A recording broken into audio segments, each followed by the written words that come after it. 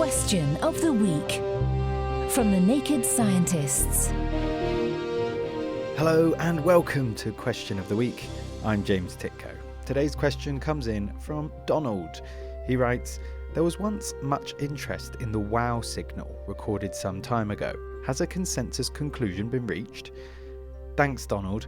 The WOW signal you refer to was detected in 1977 at Ohio State University's Big Ear Radio Telescope. Astronomer Jerry Amon observed an unusually strong signal originating from the direction of the Sagittarius constellation.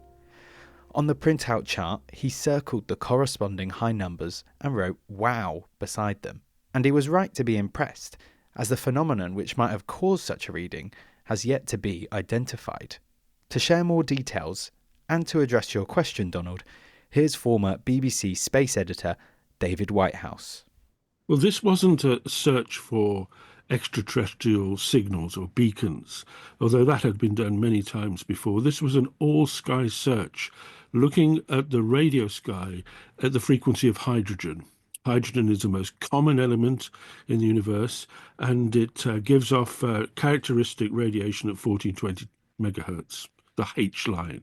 It had been suggested earlier on, 10, 20 years earlier, that because this H line was so common and well known to all astronomers, wherever they were, it might be a good place to put a signal that people would pick up. When this very strange signal turned up, and it was very strange, some people have suggested that perhaps this was a beacon, but they couldn't identify any particular object within the reception area. And that's applied ever since. We've looked at it with very deep telescopes, very precise observations, and we found nothing there. So, to Donald's question, if it isn't a signal from aliens, are there any theories as to what natural phenomena might have been behind the signal? There was a couple of years ago a survey done with different telescopes of dwarf stars, red dwarf stars, which occasionally give off explosions of radiation. And this was done with the Arecibo radio telescope, which is now collapsed. And they found similar type of signals, but much weaker. They thought perhaps from excited clouds of hydrogen. Something excited the hydrogen, caused it to what we call super radiate, almost like a laser, a microwave laser, and give a blast of very intense short radiation.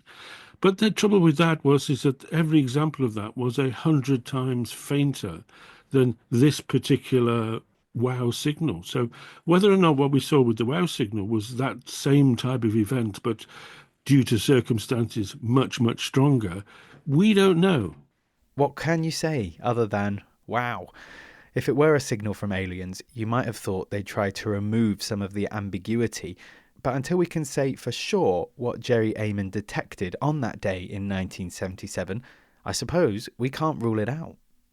Thanks to David Whitehouse, and if you want to learn more about the search for ET, you can read his book, which I can thoroughly recommend, The Alien Perspective. That's all for this week. Join us next time when we'll be answering this question from another of our listeners. Hi, this is Alan from Ottawa, Canada. We know that many animals use the magnetic fields of the planet for navigation, some for short distances and some for long migratory flights. We also know that the magnetic poles are constantly moving.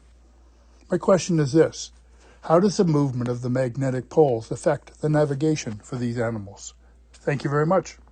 If you think you know the answer, why not log on to our forum and have your say? It's nakedscientists.com/forum. And be sure to drop us a line if you have a question of your own to chris@thenakedscientists.com. Until next time, from me, James Titko, thanks for listening and goodbye. Question of the Week is part of the Naked Scientists podcast. Look us up online at nakedscientists.com.